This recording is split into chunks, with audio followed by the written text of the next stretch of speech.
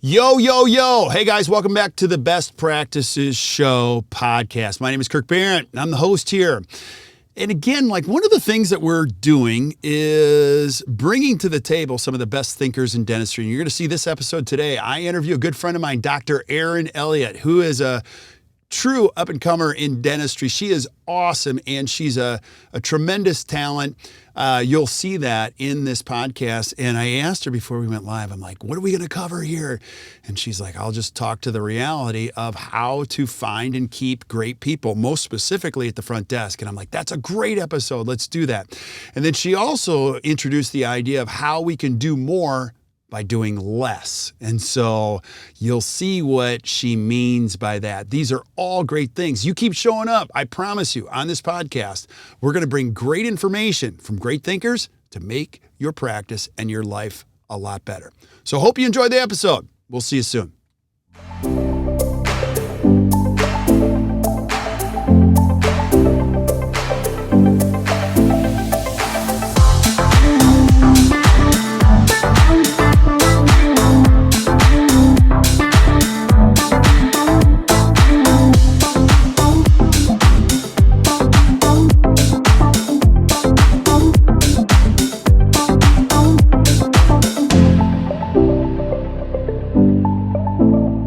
Hey guys, welcome back to the Best Practices Show, where we take a look at the best business practices that we find anywhere in dentistry. And our hope, I was just telling Erin this, who's our guest, who you're going to meet in just a second.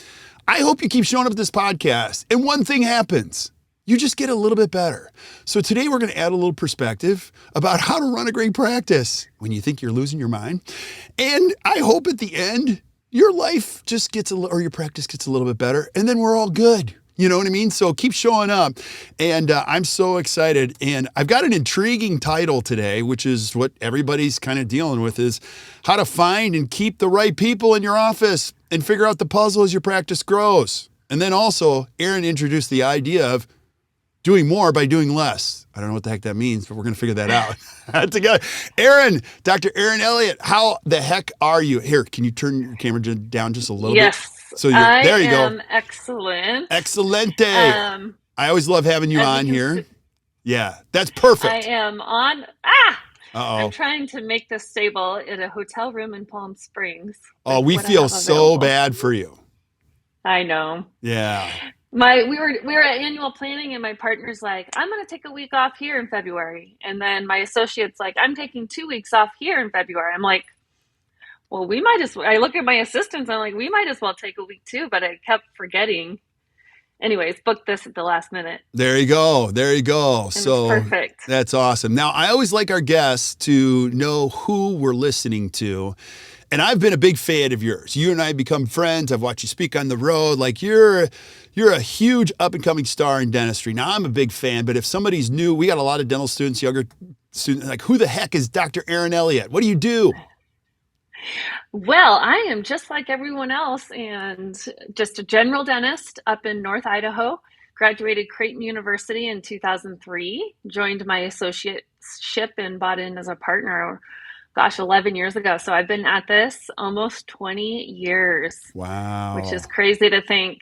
And along the way, I discovered that dentists could be part of a patient's journey for a better night's sleep. So started a sleep program in my practice in about 2009. And that's kind of what I'm known for. But I do like to remind people I do a lot of general dentistry and just a regular old town, just like everyone else. Yeah. Now I always love the story about how you got started speaking, because speaking never goes like this. It goes like this, and you and I share a mutual friend. And I love the story that you shared last time. Like, so you have a great practice. And this sleep thing, it's not a small conversation in dentistry. It's a huge conversation. How the heck did you get into the educational side of this whole thing? I think it was more like, wow, how did this person in Idaho, I was going to say chick, but that's in Idaho, figure out how to do sleep when it just seems like it's the holy grail. Like no one can seem to unlock that puzzle. And so basically someone said, would you be able to put this together of how you did it? And so it just kind of evolved from there and met T-Bone. If you guys don't know who that is, Tarun Agarwal. just an amazing mentor friend. He's a game changer in my practice too. So I'm Yeah. just blessed that I got recruited to just actually just try to teach dentists step by step how I did it in my practice. Yeah. And did Datola make you do some type of a lecture or something like that? Yeah, just a little one. Yeah, he goes, "Hey, can you do a 15-minute talk on sleep apnea?" I'm like a TED talk? Sure. And it wasn't until 2 months before that I realized that I said yes to speaking in front of 8,000 people Wow. at Dentsply Sirona World. But I'll tell you what, the cool part is I could get the message out that dentists really need to be a part of a screening, at the Yeah. very least, of their patients. Absolutely. And it's one of the most fun parts of my job is getting patients to see the light and helping them. And they're like, wow, my dentist helped me and not the doctor I've been seeing for 20 years. So Yeah. it's why I put up with all the, medical insurance and just all the regulatory it's kind of a wild west right now, but that's why I put up with it. Like every Yeah. time I just want to scream at the medical insurance companies, which I still want to, but every time I'm just like, forget it. We're not billing medical anymore. We're not putting up with this. A patient comes in, with like tears in their eyes of how we changed their life. So I'm like, oh. Yeah. Yeah. Now, I always enjoy you and I are going to cover a lot of different topics in the future. And I really believe this about you is that this, number one, there's never been a more exciting time to be a dentist. Like, there's so much great stuff and technology and screening and what we know. We're better positioned to really make the world a healthier place. And you're not fixing teeth. You're freaking changing lives, which I Yep. love, that's when it really comes alive. Wouldn't you agree? Absolutely. Absolutely. It's the why of why you keep Right. pursuing and why we show up to work every day. Yeah. I share these stories with my teams, like, or even on, some of the other dentists. I'm like, this is why we make the sacrifices we do when you Yeah. see lives like this, it's I kind of love it. cool. I love it. And one of the things the main topic we're going to talk about today, because I always love the pre-talk. Like, Erin, how you doing? I'm like, okay, what does that mean? And so that leads right into our topic. And today we're going to be talking about how do we find and keep great people and figure out this ever evolving puzzle about how we do it at work. Now, the reality is too, you're balancing a couple professional fronts. You've got your practice. You're an educator. So that's very real. And can you share a little bit of insight, like where you're at? Like, I always think of it as a map at the mall. You are here, and that location changes as you Oh yeah. age. You know what I mean? Like, where are you at if we point to you are here on this map at this point in your life and career?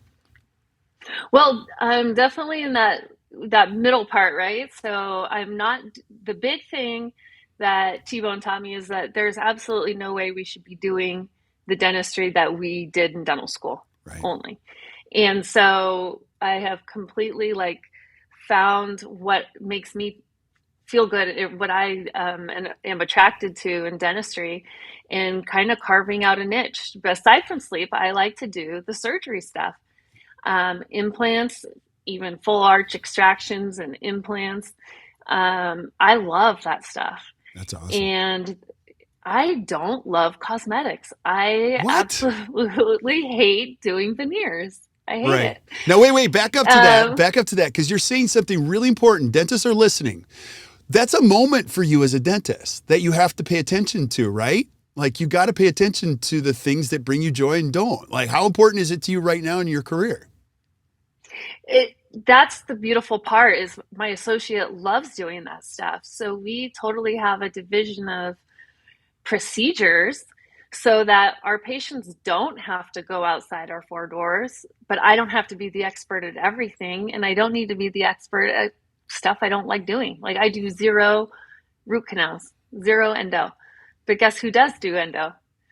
And then we bring in a general dentist that does some of the more, like impacted wisdom teeth. So our patients don't have to leave. So that's kind of where I'm at, where I get to do more of the dentistry I want to do, more of the dentistry that's beyond dental school dentistry. I still do fillings and stuff, but I'm definitely doing more advanced procedures, and that's what I should be doing at this point in my career. Absolutely. So, but with already a tight schedule on the road and traveling and educating, I am thankful to my husband that he does understand I still need to continue my education as well. Yeah, and we're going to do a segment. You can tell them this, spouses of dental educators, because they are a blessing to the world too. You know what I mean? Because you have to really have you got to understand what that means, and they've got to have like a warm heart around you pursuing that venture too, because that's And not an easy journey either. be my cheerleader. Yeah, in fact, I got a first class upgrade on the way down here, and I gave it to Tom. Oh, And I know our joke. I said, "Hey, those are that's my upgrade I earned." And he goes, "You wouldn't be able to go on these trips if I didn't support it." I'm like, "You're right." yeah. So he got the first class. I know why you really gave him the first class upgrade, so he wouldn't take a photo of you sleeping with your mouth open, because there's a lot of those. Like, he loves to You're embarrass on you to with. me. Your kids That's have why even done that. Your kids have taken photos of you sleeping and they share them. My kids would have to live Oh elsewhere if yeah. they ever did that. Do you know what I mean? Yes, but this whole mask thing on planes has really ruined it for my husband to Oh, post sleeping photos of me because usually my yeah. mouth's hanging open. Oh, absolutely. And I so look. I have a CPAP, and so all that stuff, and that'll be for another episode. And Jeff Rouse wants to do a whole bunch of surgery to me and all that kind of stuff. So, but I've learned to understand the challenge that even I have at the age of 51 is like sleep and breathing is really important, like crazy important. When I get 7 hours of sleep, and I don't care if it's CPAP or no, I am a great human being compared to the other side of the fence for me. And so it's good stuff. Now, I want to stay focused on the topic because I have 300 questions for you. And it's this whole ever changing work environment. So tell us, why is this topic about finding and keeping the right people so important now in dentistry than ever? Well, I mean, everyone's struggling. I didn't think we would struggle with it where I live. But this whole employee thing, I still don't understand it. At the core of it, we still have the same team. We have a large team, 6 hygienists, five that work all at the same time, 3 doctors. I work with 3 assistants. Like it's kind of a scheduling. It's a lot of fun. Let's just say that. So at the core of it, our assistants and hygienists have all stayed the same, but for some reason, front desk has just been so difficult for us. And we have tons of people moving to our area. We are so booked with new patients, good quality patients, and I can't understand why there's not a workforce, but most of the people moving to our area are retired. So Yeah. we just don't have a workforce even with all these people. So the first thing we're doing is maybe dropping some insurances and then firing bad patients. So those are 2 steps we're trying to take just to bring some calm to our chaos right now. Yeah. We're working 2 front desk people short right now. And just the thought of trying to find someone and train them, two new people, and then not having any dental experience because we're trying to think outside the box, like it's overwhelming, the thought of it. And when we did have someone no show for an interview, it was just kind of like all just the sales were deflated. It's like, what do we do now? Yeah. And so I sat down with my 2 remaining front desk, the survivors, and we basically had the back any second you have come answer phones. It seems like phones is the big issue. Right. And so being specific with my back team to help how to help in the front, but if we could somehow eliminate phone calls, because I was answering phones and I was like, man, I could have answered more than half of those by text. So here's when I was thinking outside the box. If the thought of training is overwhelming, let's outsource that.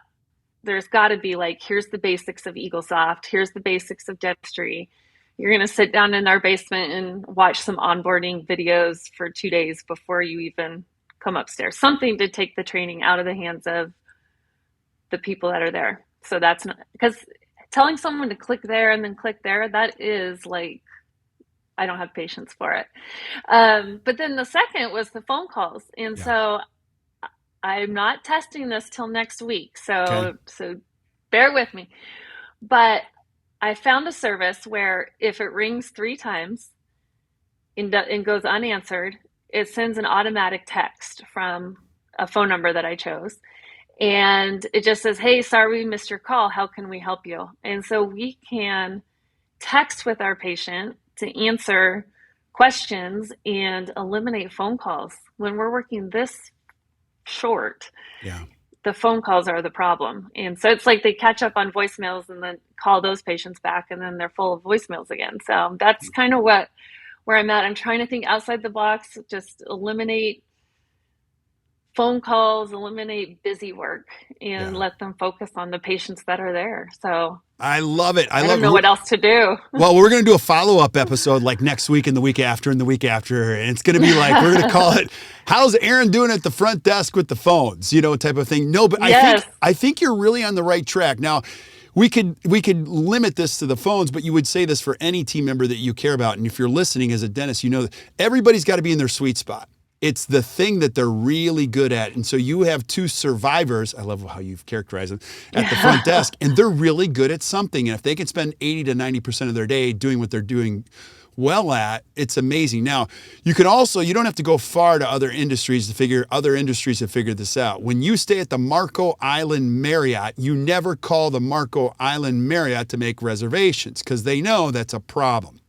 Usually call us call center, and they stay on there for as long as you need. I could actually talk to them about their family, where they grew up, and they're instructed to stay on the phone with Kirk, because they know that the metrics show that the longer I'm on the phone, the more that I'm going to buy from them, and it doesn't disrupt their core processes. Could you imagine the person at the Marco Marriott answering the phone like you do sometimes when you're traveling and speaking, the Best Western or Spring Hill Suites, the person who's answering the phone is making reservations and they're as happy as can be.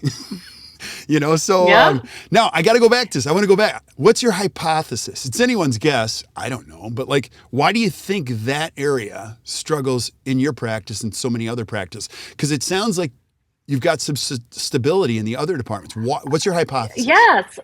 So my hypothesis is that our assistants are more than assistants. Okay. They're our lab people. We do CAD CAM, CEREC in our office. And so their job is more than just sucking spit. There's some job satisfaction. We celebrate their strengths, what they're good at, and let them soar, let them fly. I think at the front, it's just like a constant barrage of phone calls, problems, people not being nice. I don't know if there's really they see a place to move up there. So I want to try to create kind of a specialty feeling amongst the front so that they have their ownership. Okay. Now, wait a minute. I have been to where I've been close to it. Yes. It's Idaho, the Coeur d'Alene area. You said not nice. Come on. That's the nicest part of the world. Those people are so it's wonderful. Sweet. Do you have mean patients? Mean people sometimes call Oh, yes. Well, I used to say 98% of our patients are awesome. And it's just that 2% that stick with you, right? But now I feel like it's just 93% are good patients. It just seems like people are shorter fuse, crankier. We're doing everything we can.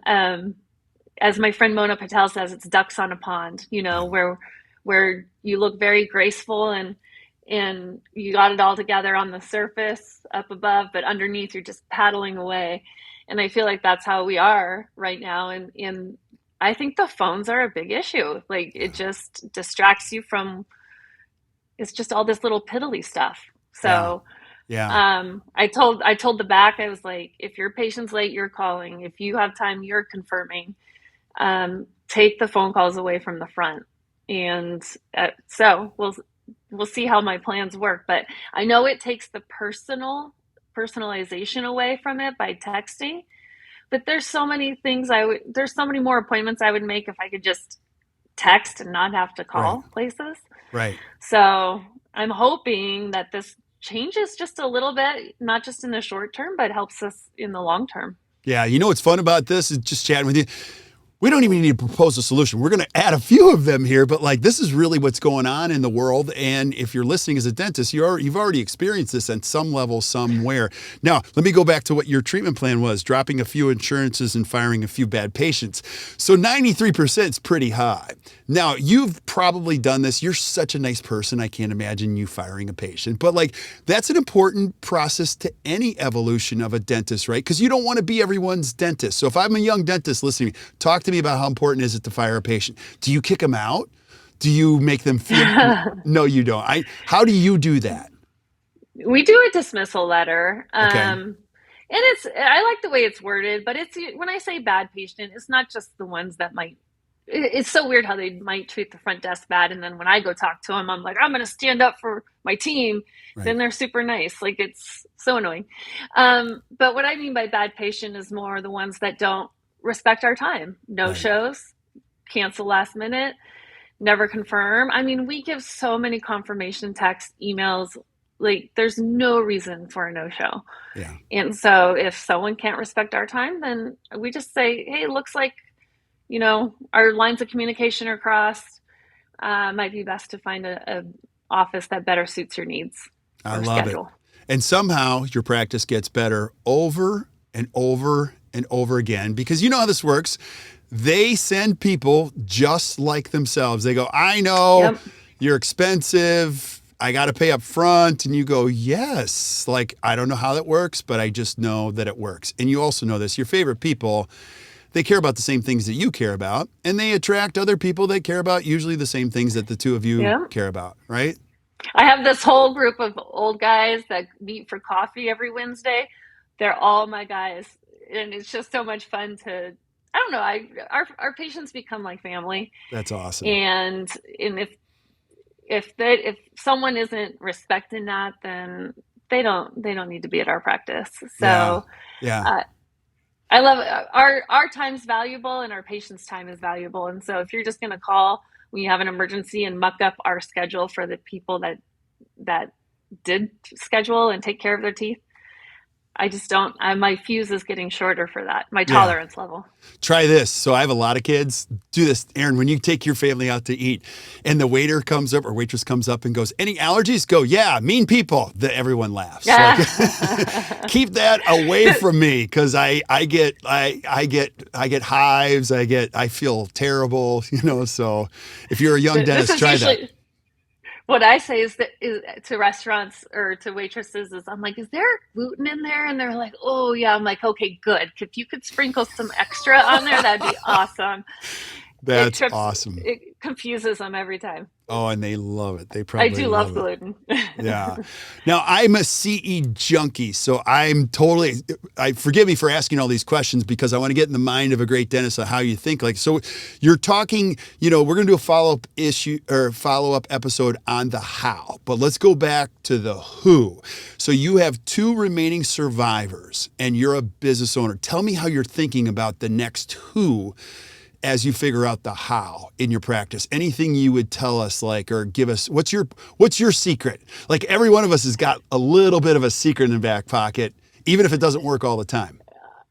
Well, I really, I think I'm resourceful. What do you mean? Resourceful? Yeah.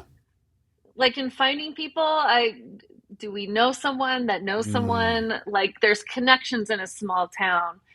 And at this point, I would rather take the personality than experience. And so we're allowing more non-dental patients. We're kind of seeking that.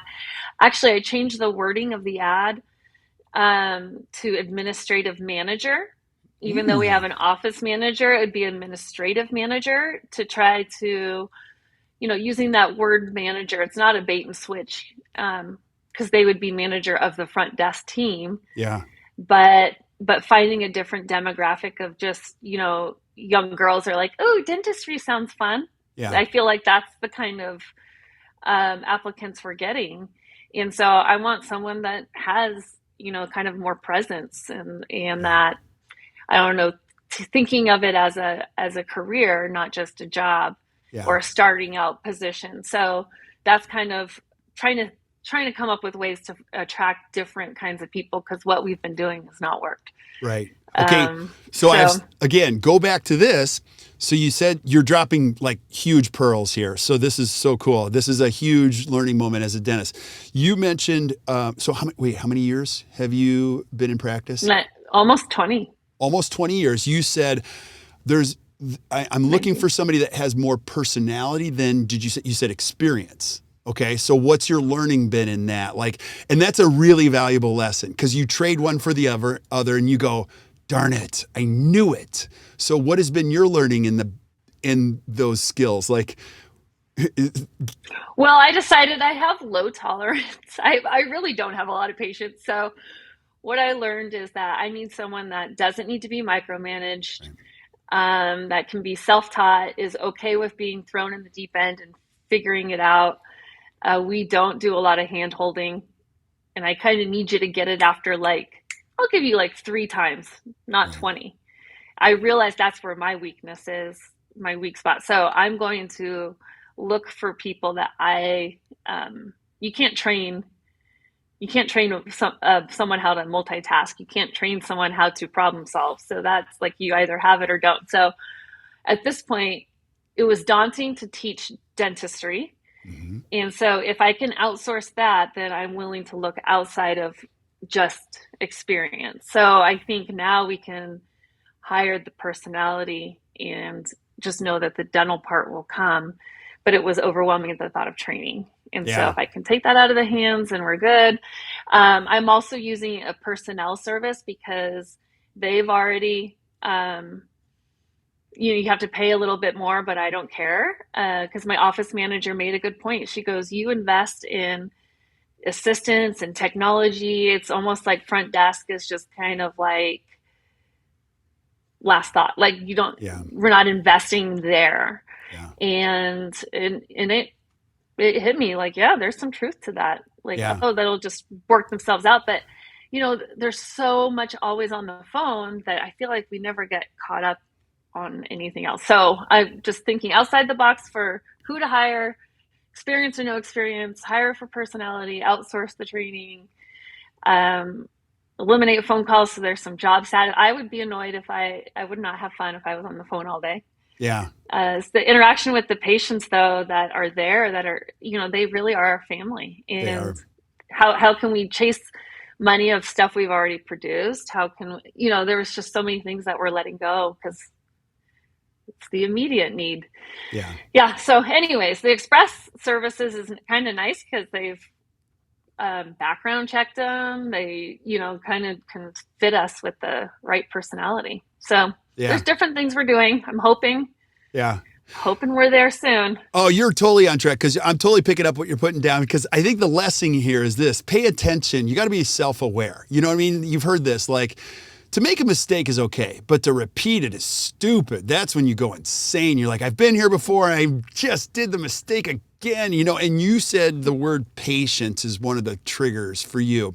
And so, like, as you age, if you're listening, you know how this works. You have less tolerance for some things. You're just like, I'm less tolerant than the way I used to be for this. I'm just not doing this. And so one of the things I always ask when I'm interviewing, and they won't even let me interview here anymore because I tend to like people too much, is like, do you have the things I cannot train? Because there's things we can train, there's things we can't. And if I'm going to be frustrated with myself and you because you don't exhibit any of these things I can't train type of a thing. So pay attention to your own. I think that's what you're saying, is like your own tolerances around what this is. And those are liabilities for other people too. I'm an idea guy. Like, I love ideas, and I've learned partnering with other idea people is not refreshing for anyone. Do you know what I mean? Like, idea people need execution people. Idea people do not like collaborating ideas all day long because we're getting nowhere. All it is idea after idea. So paying attention to these things is critical in your role. And then, well, there was also this, what's the definition of insanity? We kept putting out the same ad and getting the same results. I'm like, this is stupid. We haven't, in all this time, we haven't gotten anywhere. We're still expecting, we don't want just someone who will take up space or breathe or has a heartbeat. Right. I'm tired of that kind of attitude in hiring, which we've kind of done before, just to have someone. And so now I feel like that's where some of the frustration was, is all the turnover. So Right. investing in someone, like it hit me like, yeah, we do invest in other things and not always the front desk. So it's That's a time. great point. That's a great point. Like, Time to do something different. yeah. And I would just say this, like, I'll give you a couple of examples. Like ADOM is a great investment. You might go, oh, it's expensive. No, I think you should fly your front desk team down to ADOM because they'll be trained at another level. You'll never be able to train them. And they're going to be trained by the best administrators on the planet on the newest things that have just happened this year. What an amazing investment. And some dentists will go, that's too expensive because what if I train them and they stay? Well, what if you don't, or wait. I know that saying, yeah. What if I train them and they leave? That's what I was trying to say. Yep. Well, what if you don't and they stay? They stay, yeah. So that's one thing. I love that. It's all, I mean, these are lessons. We find different ways to phrase them and all that kind of stuff in this whole process. Gosh, I have so many questions for you on this as far as you're looking for somebody in your office. And I want to revisit this on the whole phone thing because I think that's a perpetual problem for a lot of offices. But I want to cover, I need a whole nother hour on this one. Please explain the whole doing more by doing less thing. Because that's like, you're messing with my brain. Like, what have you learned with the whole, how do we do more? I don't think it's that deep. Okay, I know, but. Well, I'm doing way more ortho and like implants now that I'm not trying to do cosmetics and full mouth rehabs and you know what I mean? Like I'm doing more dentistry because I have that kind of specialty. And we're keeping a ton inside the practice because I don't have to be the expert at everything. It's quite overwhelming to have to be, what is it, the master of none, right? Right. Jack of all trades, master of none. Yeah. Yeah. And so I really have been focusing my CE and bringing that my skill set to that next level by doing less of the dentistry that was distracting me before. Right. That's what I meant by that. Yeah. And you're bringing up another great point. So if you're listening, these are great tips to grow as a dentist. In order to grow, you got to let go of something. We've all heard that. And it's really easy to speak to the whole joy thing because, Erin, as you've let go of the things that you don't bring you joy in dentistry and you've embraced the things that do, you're naturally more productive, right? But like no one ever talks about the multitasking. When you're doing everything, you already know you're not good. It's the start, stop, start, stop, start, stop, start, stop with sprinkling in things that you love that really kind of wipes you out. Wouldn't you agree? Yeah. And I think then I don't think there's ever a day that I've dreaded going to work. And I think there's so much stress right now that the dentistry part shouldn't be our main stress. Right. I don't know. Anything that can simplify our life and bring joy and job satisfaction. Like my assistant, she doesn't do blood, but she was an ortho assistant for 25 years. And so I'm not going to make her do extractions with me. I'm going to celebrate her strengths. Right. And so she's my ortho champion. And then I have an implant champion and just want to set people up for success in the way that that you can implement things. Because dentists kind of dabble here, dabble there. If you really want to implement, you have to invest the time to set aside for training, talking to patients. If I go learn a new skill set, I have a patient already scheduled before I even get back from that course so that I do it right away. That's awesome. So yeah, now that I'm focusing in more on implants, I just feel like I'm going to that next level. So I'm doing more by doing less of the dentistry that doesn't bring me joy. And I don't ship everything to my associate, like all the kids and all the little fillings. We do all share that, between my partner and associate, we all kind of have our thing. Yeah. And it's awesome. One of the things, because I've seen you teach this, is the champion concept. Now, I love it. So you mentioned you have an ortho champion, you have an implant champion, and I've also had you on this show, and you were like, I have a sleep champion. I'm like, what the heck is a sleep champion? And a social media champion. Wait, okay, and, so describe what that really means, how you work with a champion, and what that means to you in your practice. Like, what is a champion? Like, how do you even tell somebody you're the champion for this? How does that work in your office? The sleep kind of evolved where I'm like, okay, I need to let this assistant go to just do sleep only. And you think of a champion literally as a provider. And so Julie, my ortho champion, kind of has her own column on the day I'm not there. And then sprinkled throughout the days that I am, but she is in charge of that patient from start to finish, takes it out of my hands. My implant champion, she makes sure we have the implant that we need, that we do the planning, and she 3D prints the guide. She makes sure I have everything and orders all my stuff. And then my sleep champion, like I said, is their own column.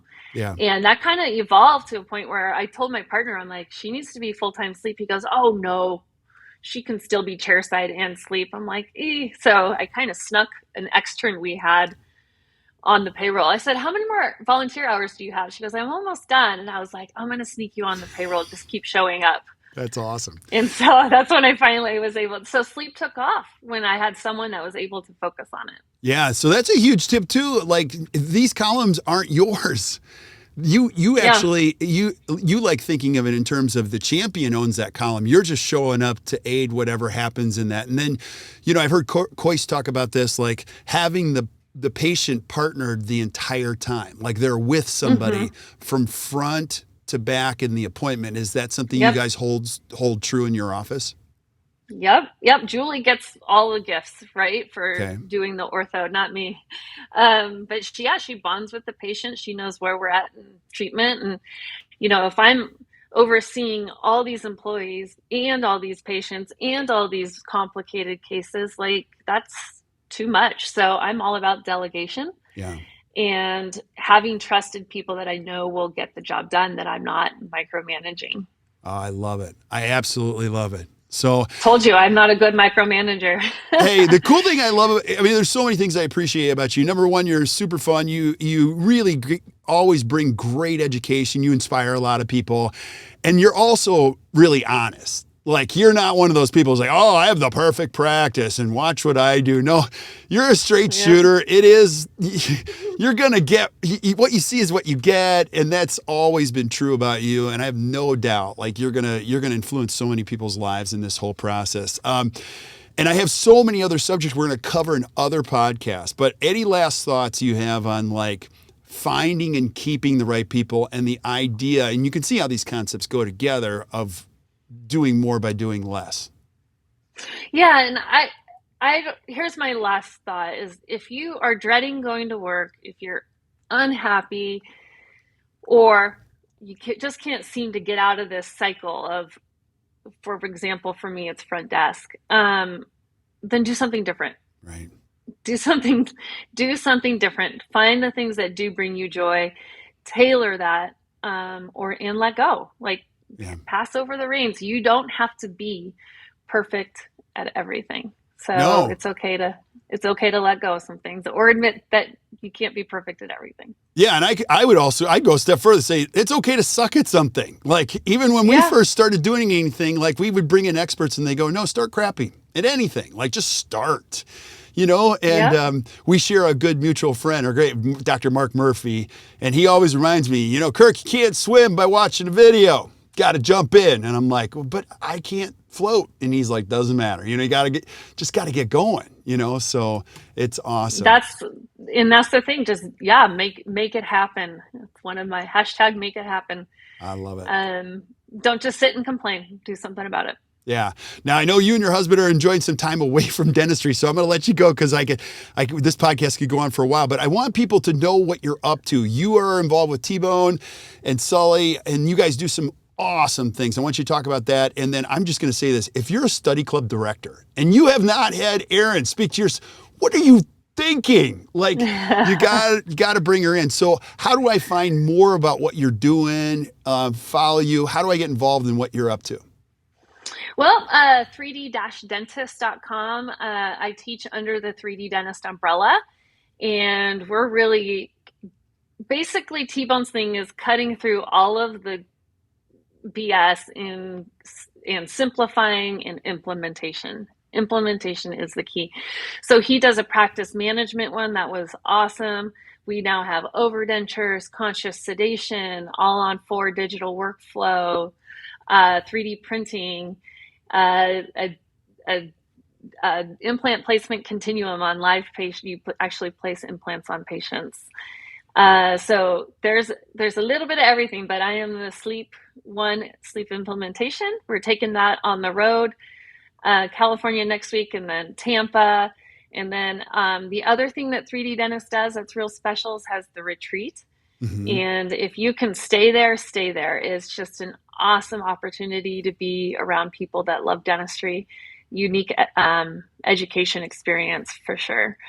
And I'm going to be at different conventions around the country. I'll probably be on that same circuit as you, Kirk, just doing some sleep intro stuff. And I'll be at the California South here soon, too. Awesome. Yeah. So if you guys are finding yourself at any of those meetings and you see her name, go see it. Like just walk into the room. If they'll let you in, just sneak right through. Like it is fantastic. And the retreat center, now that's out in Raleigh. I've seen the photos. I'm getting out there. I've watched you guys cook and do all that kind of stuff. It's pretty cool what you guys are up to. So we'll put some links in there. If you're listening on Spotify, Stitcher, iTunes, doesn't matter, flip up. Our post-production people will put a link in there and you can just click a link and reach out to Erin and T-Bone and Sully. They're awesome. And it's a great thing you guys are doing. So thanks for being on, Erin. I really appreciate you. So thanks, Kirk. I always love seeing your face. Yeah, well, not everybody does, but like it's always good stuff. So stick around when we say goodbye to everybody else. But thank you guys for listening to the Best Practices Show. Hey, if you enjoyed today, do us a favor, just hit the share button, share it with your friends, and keep sending us suggestions for things that you guys want to see. I'm going to bring back Erin over and over and over again. And so keep dishing some tough questions. I'll dish them to the expert. We'll get the answers straight from her. So until we see you guys next time, or we hear from you guys next time, keep watching the Best Practices Show. You guys enjoy your day.